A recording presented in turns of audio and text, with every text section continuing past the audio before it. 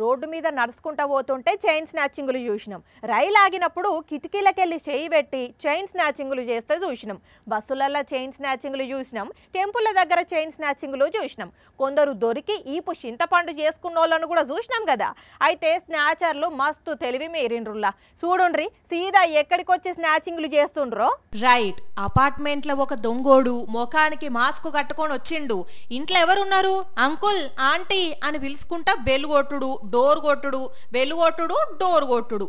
ఒక్కటే నిమిషంలో ఆగకుండా టక్క టక్క కొట్టిండు. ఇంతల్నే అక్క డోర్ తీసింది. ఇక చూడుండ్రు ఏమైందో.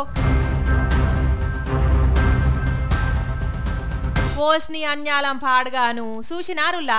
చైన్ తెంపుకొని పత్తా లేకుండా మళ్ళా కంటికి కనపడకుండా రెండే అడుగుల్లా అవతల పడ్డాడు. ఈ అక్క ఎమ్మటే దేరుకొని ఎదిరింటోళ్ళ డోర్ కొట్టి మెట్లు దిగింది.